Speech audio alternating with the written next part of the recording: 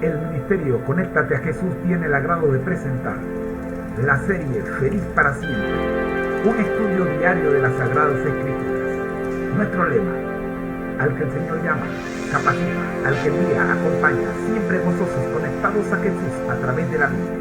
Todos juntos, rumbo al cielo. Nuestro objetivo, Juan 17:3. Y esta es la vida eterna, que te conozcan a ti, el único Dios verdadero, y a Jesucristo, a quien has enviado. Es tiempo de orar. Gracias, Señor, le damos por permitirnos iniciar la transmisión para el día de hoy. Oramos, Señor, pidiendo la dirección de su Santo Espíritu, para que sea Él el que tome el control y no nosotros. Por Jesús. Amén. Hoy damos inicio al estudio formal de Dios y la sexualidad, utilizando como texto base el libro Testimonios acerca de conducta sexual, adulterio y divorcio, escrito por la hermana Elena G. de White. Esta es una recopilación de cartas y escritos de la sierva de Dios. Primera sección: matrimonio. Capítulo 1.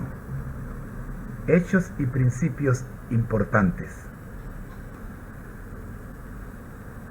Designio original de Dios. Dios celebró la primera boda, de manera que la institución del matrimonio tiene como autor al Creador del universo. Honroso es en todos el matrimonio. Hebreos 13:4. Fue una de las dos instituciones que después de la caída llevó consigo Adán al salir del paraíso. Cuando se reconocen y obedecen los principios divinos en esta relación, el matrimonio es una bendición. Salvaguarda la felicidad y la pureza de la raza, satisface las necesidades sociales del hombre y eleva su naturaleza física, intelectual y moral. Historia de los Patriarcas y Profetas, página 27. Aprobado por Dios en la actualidad.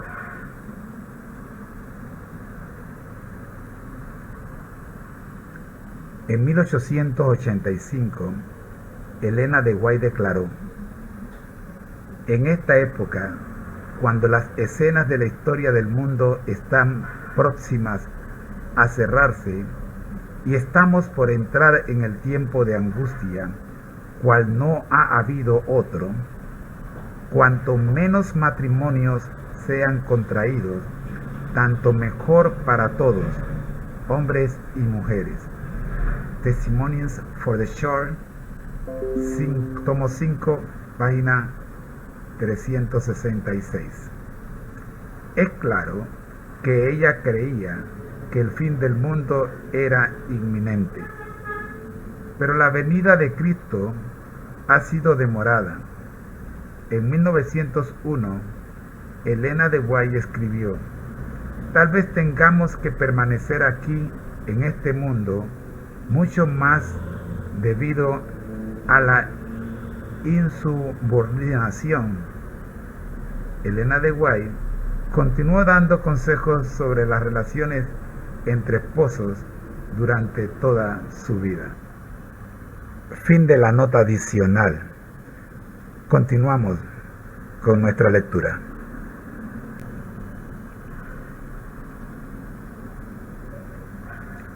No hay pecado en el hecho mismo de comer y beber, casarse y darse en casamiento.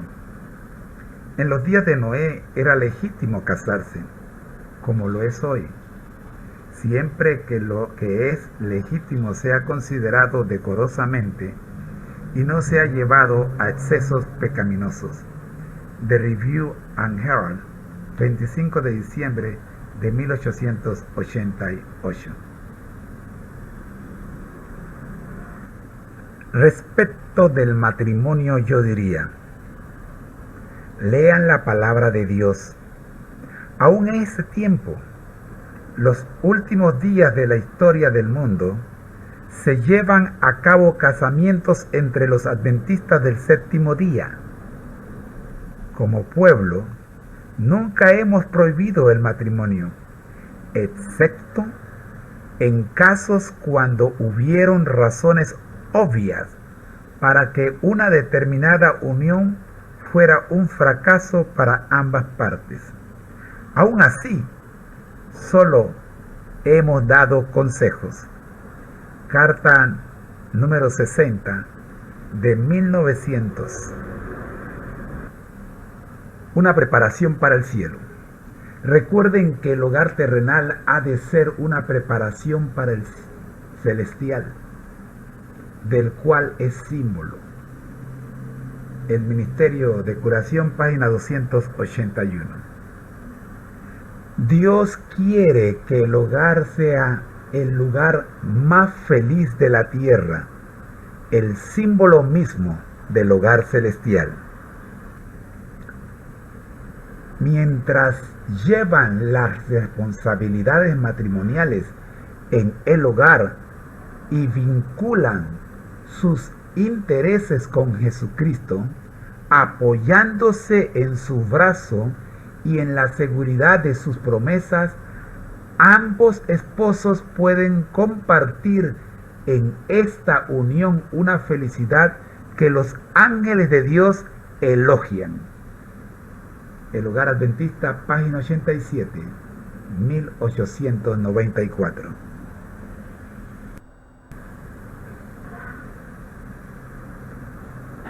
Una unión duradera. El matrimonio, que es una unión para toda la vida, es un símbolo de la unión que existe entre Cristo y su iglesia. Testimonios para la iglesia, tomo 7, página 46, versión en inglés.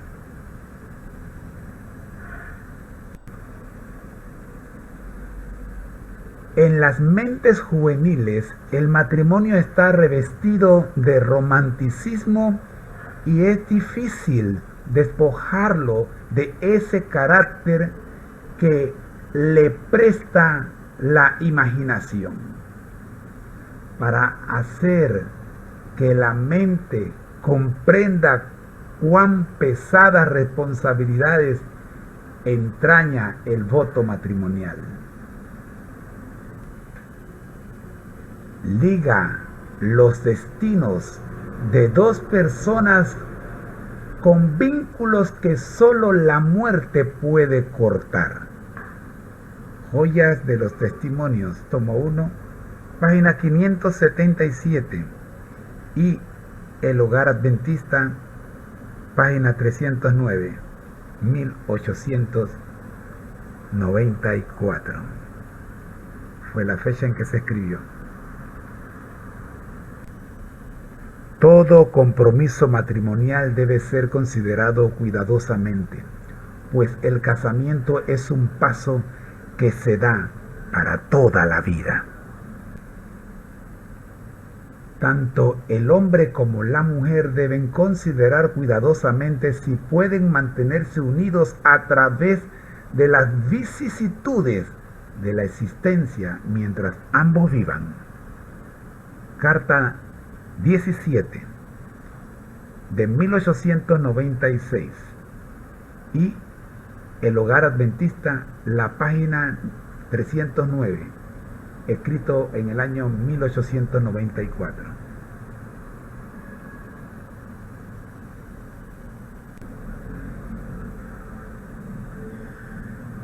El siguiente hecho y principio importante es desde un punto de vista elevado. Los profesos cristianos no debieran entrar en la relación matrimonial hasta que el asunto haya sido considerado cuidadosamente, con oración y desde un elevado punto de vista, para ver si Dios puede ser glorificado por tal unión. Luego, debieran dar debida consideración al resultado de cada uno de los privilegios de la relación matrimonial. Y el principio santificado debiera constituir la base misma de toda acción. The Review and Herald, del 19 de septiembre de 1899. Seguimos con este mismo principio desde un punto de vista elevado.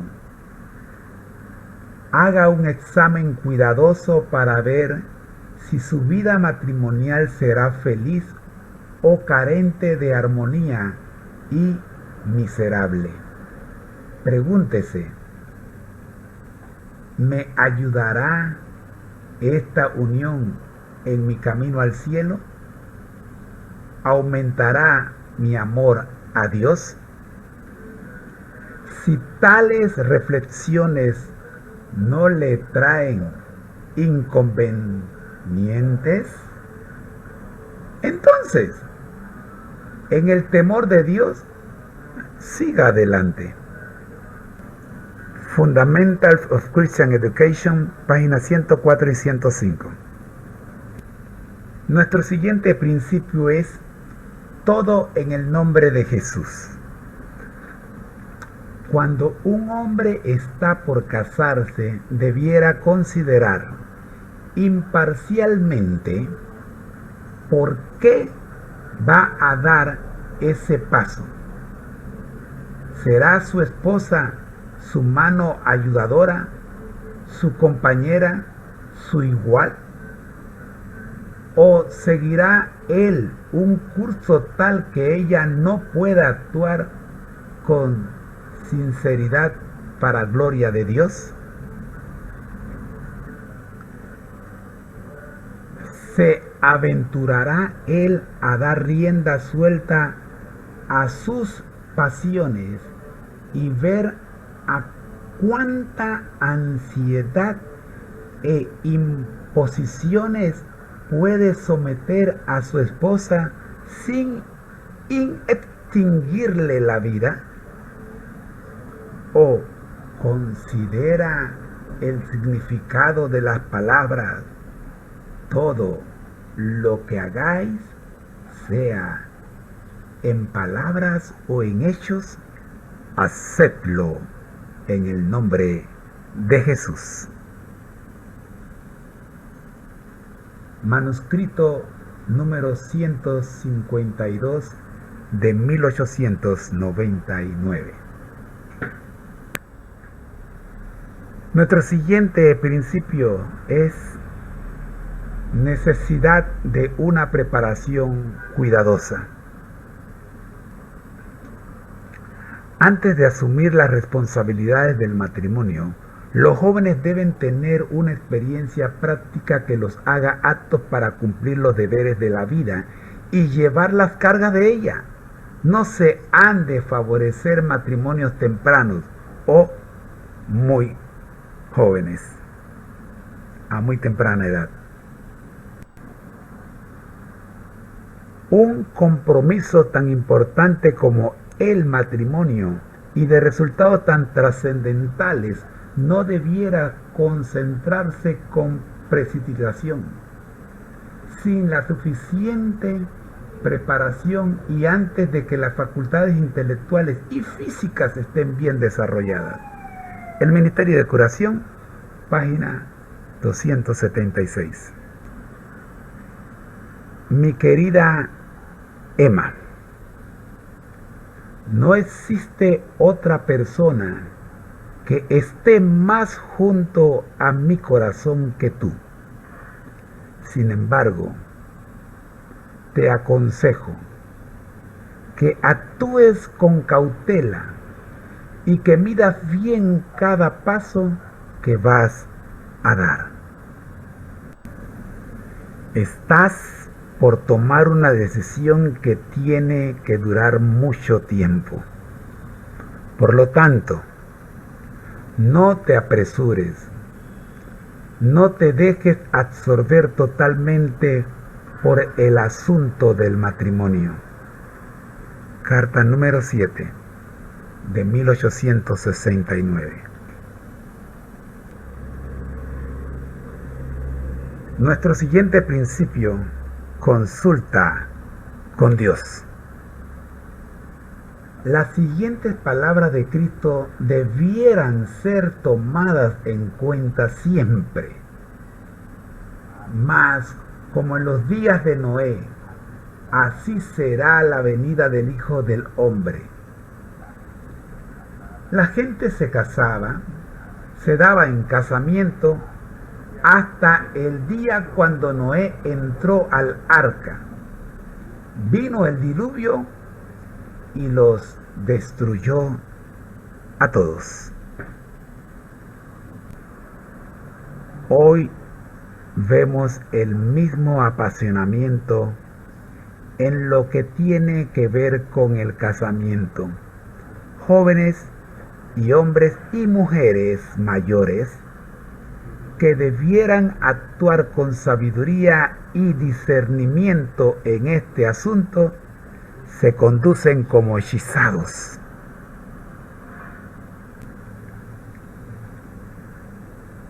Parecería que el poder satánico se ha apoderado de ellos. El noviazgo y el matrimonio son los temas absorbentes. Se constituyen así los matrimonios más indiscretos. Dios no es consultado. Los sentimientos, los deseos y las pasiones humanas echan por tierra todo hasta que la suerte está sellada. El resultado de todo esto es una miseria que no se puede narrar. Y Dios acaba siendo deshonrado. El lecho matrimonial no es santificado. ¿No debería producirse un cambio decidido en relación con este asunto tan importante? Carta 84 de 1888. Nuestro siguiente punto: solamente con creyentes. La esposa de Lot era una mujer egoísta e irreligiosa, que puso en juego su influencia con el fin de apartar a su marido de Abraham.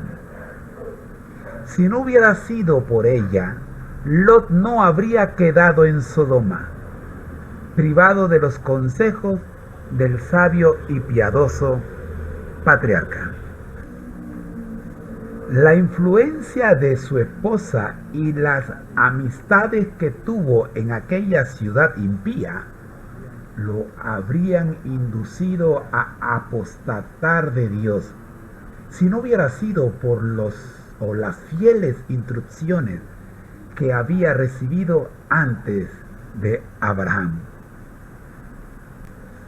El casamiento de Lot y su decisión de residir en Sodoma iniciaron una serie de sucesos cargados de males para el mundo a través de muchas generaciones.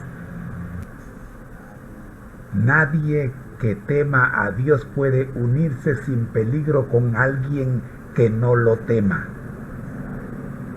Andarán dos juntos si no estuvieren de concierto. Amós 3:3. La felicidad y prosperidad del matrimonio dependen de la unidad que haya entre los esposos, pero entre el creyente y el incrédulo hay una diferencia radical de gustos, inclinaciones y propósitos. Sirven a dos señores, entre los cuales la concordia es imposible. Por puros y rectos que sean los principios de una persona, la influencia de un cónyuge incrédulo tenderá a apartarla de Dios.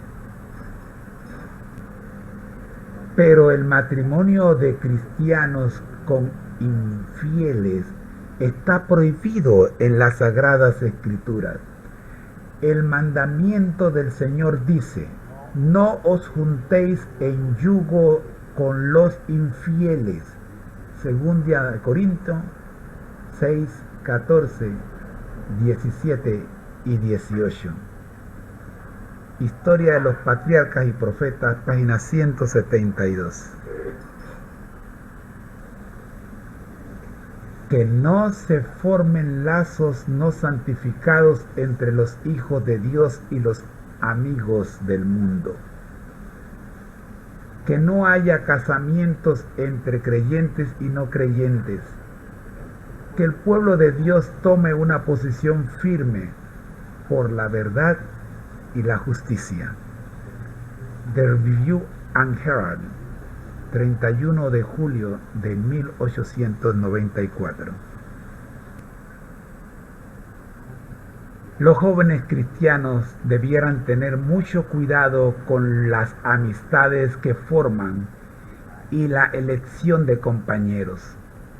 Tengan cuidado, no sea que lo que ahora piensan que es oro puro se torne vil metal. Las asociaciones mundanas tienden a colocar obstrucciones en el camino de vuestro servicio a Dios, y muchas almas se han arruinado por sus uniones infelices en los negocios o en el matrimonio con quienes no podrán jamás elevarse o ennoblecerse. Jamás debería el pueblo de Dios aventurarse a pisar terreno prohibido. El matrimonio entre creyentes e incrédulos está prohibido por Dios, pero muy a menudo el corazón inconverso sigue sus propios deseos y así se forman matrimonios que no han sido aprobados por Dios. A causa de esto, muchos hombres y mujeres están en el mundo sin esperanza y sin Dios. Sus nobles aspiraciones se han muerto. Están presos en la red satánica por una cadena de circunstancias. The Review and Herald, 1 de febrero de 1906. Llegamos al último principio importante en esta sección. Las demandas de Dios en primer lugar. Aunque el compañero de su elección fuese digno en todos los demás aspectos, y me consta que no lo es, no ha aceptado la verdad para este tiempo, es incrédulo, y el cielo le prohíbe unirse a él. Usted no puede, sin peligro para su alma, despreciar esta recomendación divina. Unirse con un incrédulo es colocarse en el terreno de Satanás. Usted agravia al Espíritu de Dios y pierde el derecho a su protección. Puede incurrir en tales desventajas mientras pelea la batalla por la vida eterna. Tal vez usted diga: pero yo he dado mi promesa, ¿debo retractarme? Le contesto: si usted ha hecho una promesa contraria a las Sagradas Escrituras, por lo que más quiera, retráctese sin dilación y con humildad delante de Dios arrepiéntase de la infatuación que la indujo a hacer una promesa tan temeraria.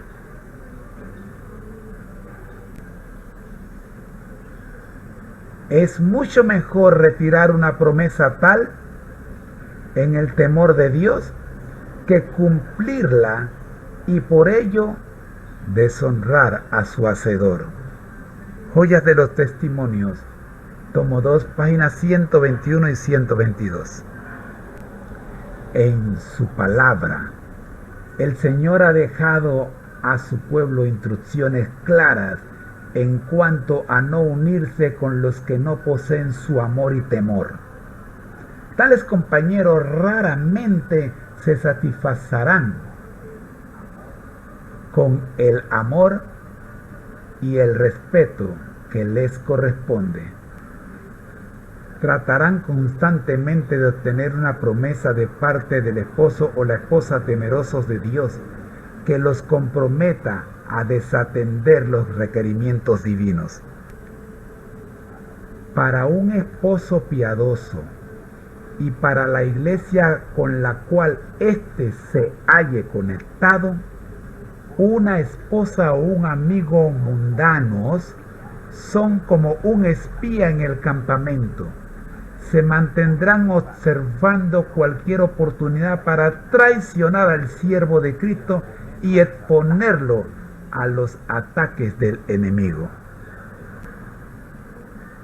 Satanás trata constantemente de fortalecer su poder sobre el pueblo de Dios, induciéndolo a entrar en alianzas con las huestes de las tinieblas.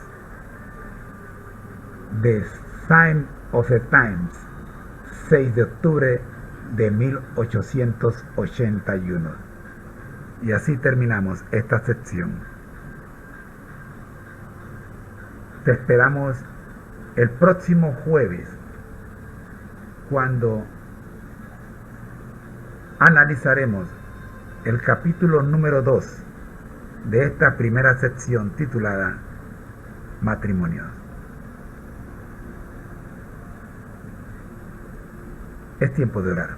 Gracias, Señor, le damos por permitirnos llegar al final de esta sección, de esta primera parte o primer capítulo de esta sección, el matrimonio, en este tan interesante libro. Gracias, Dios, por proyectar en nuestra mente la idea del estudio sistemático de un libro como este. Oramos en el nombre de Jesús. Amén.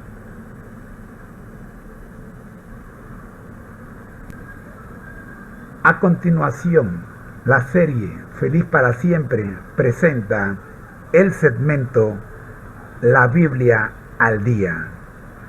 Hoy nos toca estudiar el libro de Esdras en su capítulo número 3.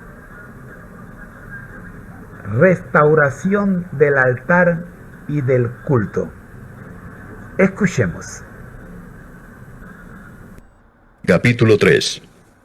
Cuando llegó el mes séptimo y estando los hijos de Israel ya establecidos en las ciudades, se juntó el pueblo como un solo hombre en Jerusalén.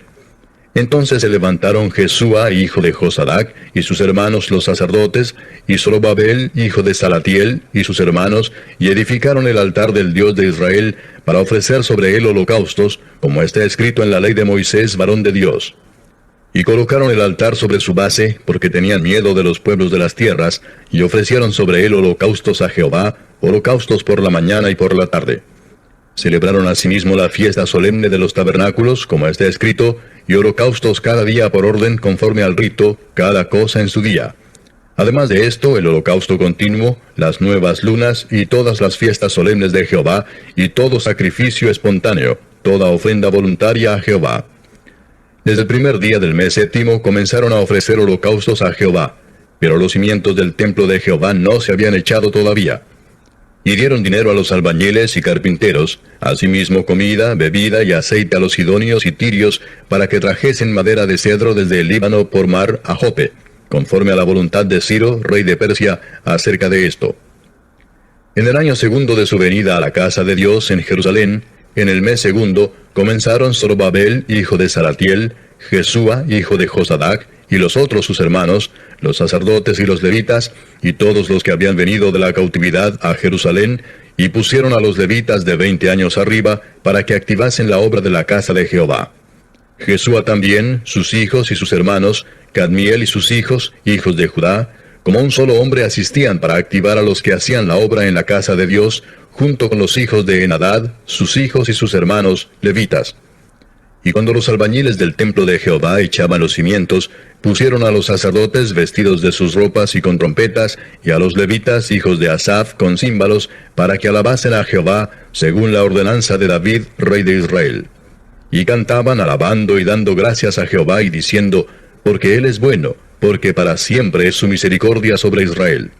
Y todo el pueblo aclamaba con gran júbilo, alabando a Jehová, porque se echaban los cimientos de la casa de Jehová. Y muchos de los sacerdotes, de los levitas y de los jefes de las casas paternas, ancianos que habían visto la casa primera, viendo echar los cimientos de esta casa, lloraban en alta voz, mientras muchos otros daban grandes gritos de alegría. Y no podía distinguir el pueblo el clamor de los gritos de alegría de la voz del lloro, porque clamaba el pueblo con gran júbilo y se oía el ruido hasta de lejos. Como una cortesía de la Escuela de Teología de la Universidad Adventista de Centroamérica, escuchemos la interpretación y los comentarios de este interesantísimo capítulo, Esdras, capítulo 3. Escuchemos.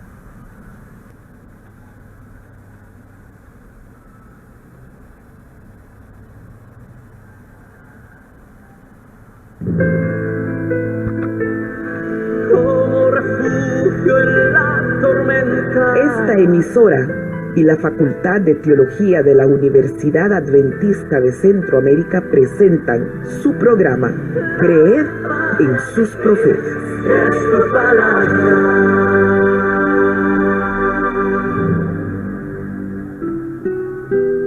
Muchos de los sacerdotes, levitas y jefes de familia, que eran ya ancianos y habían conocido el primer templo, prorrumpieron en llanto cuando vieron los cimientos del nuevo templo, mientras muchos otros gritaban de alegría.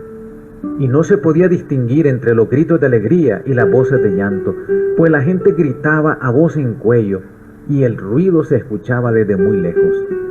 Esdras capítulo 3 versículos 12 y 13. Este día queremos compartir la reconstrucción del templo de Jerusalén. Al retornar del exilio, la primera actividad que se realizó fue reconstruir el altar de los sacrificios. La fiesta de los tabernáculos fue la primera fiesta que celebraron, fiesta que recordaba que durante 40 años habían vivido en carpas y que habían gozado del cuidado divino. Asimismo, restablecieron los servicios, los sacrificios continuos y las fiestas solemnes. El segundo mes del segundo año comenzaron a reconstruir el templo. Cuando comenzaron con la construcción, profirieron en llanto cuando vieron los cimientos del nuevo templo, mientras muchos otros gritaban de alegría, y no se podía distinguir entre los gritos de alegría y las voces de llanto, pues la gente gritaba a voz en cuello y el ruido se escuchaba desde muy lejos. Se cumplió lo que dice Santiago en su epístola: ¿está afligido alguno entre ustedes? Que ore. ¿Está alguno de buen ánimo? Que cante alabanzas. En toda circunstancia, alabemos a Dios, ya sea por las pruebas o por haber recibido grandes bendiciones. La cita selecta de hoy se encuentra en el libro Patriarcas y Profetas, página 568. El pueblo se dedicó a construir la casa de Dios. Hay quienes reparten y les es añadido más, y hay quienes son escasos más de lo que es justo, más vienen a pobreza. Dios quería que sus hijos, los israelitas, transmitieran luz a todos los habitantes de la tierra. Al sostener su culto público, atestiguaban la existencia y la soberanía del Dios viviente. Y era privilegio de ellos sostener este culto como una expresión franca de su lealtad y su amor hacia Él.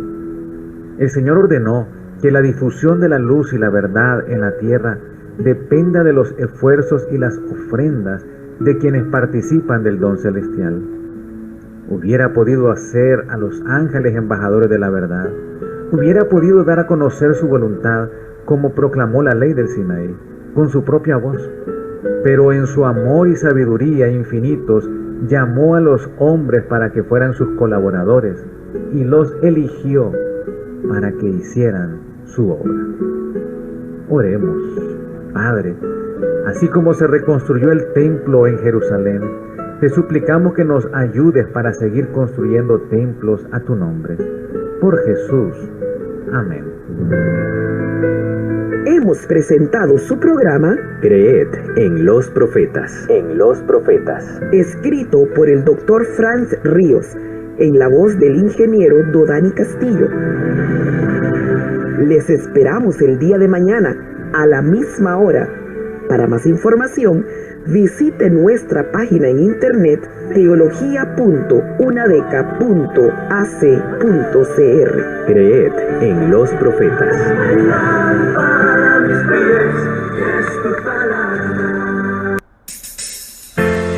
No es un manual, es un devocional y debe ser nuestra meta: ser semejantes a Jesús. Aquí comenzamos. Bienvenido.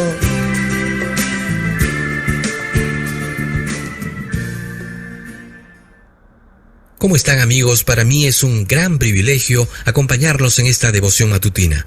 Los saluda su amigo Adán Vicente para presentar la devoción matutina para hoy, que se titula Hacer atractiva la obediencia. Para hoy, 23 de febrero, nuestro texto está en Deuteronomio capítulo 11, versículos 26 al 28. He aquí, yo pongo hoy delante de vosotros la bendición y la maldición.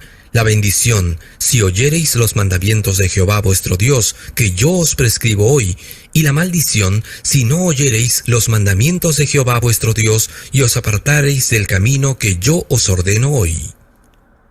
Los hombres y las mujeres no deben atreverse a poner a un lado la gran norma moral de Dios y erigir una norma de acuerdo con su propio juicio finito, debido a que se están midiendo entre ellos mismos y viviendo de acuerdo con su propia norma. Es por lo que abunda la iniquidad y se enfría el amor de muchos.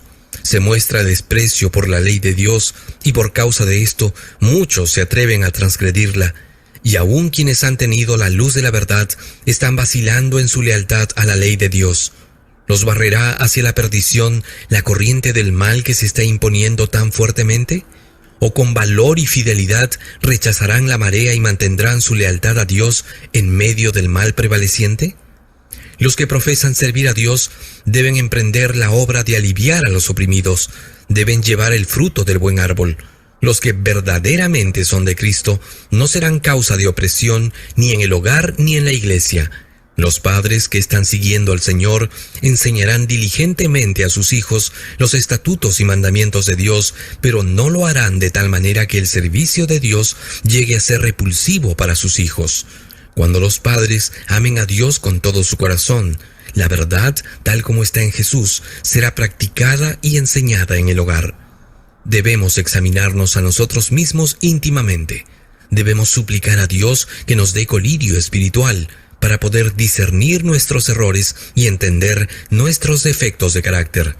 Si hemos sido críticos y condenatorios, llenos de crítica, hablando de dudas y oscuridad, tenemos que hacer una obra de arrepentimiento y reforma. Debemos caminar en la luz y hablar palabras que traigan paz y felicidad. Jesús debe morar en el alma, y donde Él está, en vez de lobreguez, murmuración y quejas, habrá fragancia de carácter. Ser semejantes a Jesús, un libro de Elena G. de White. Un tesoro de los muchos que encuentras en www.devocionmatutina.com. Agradecemos al Ministerio de la Familia Padilla por este interesante devocional. Nuestro lema: al que el Señor llama, capacita; al que envía, acompaña. Siempre gozosos, conectados a Jesús a través de la Biblia. Todos juntos, rumbo al cielo. Nuestro objetivo, Juan 17:3, que dice: y esta es la vida eterna, que te conozcan a ti, el único Dios verdadero, y a Jesucristo, a quien has enviado. Ha sido una presentación del ministerio Conéctate a Jesús. Agradeciendo a Dios primeramente y a todos los que han hecho posible esta producción, les deseamos que pasen un feliz día. Los esperamos mañana. Ha sido la voz informativa de su hermano en Cristo, José Moreno. Bendiciones.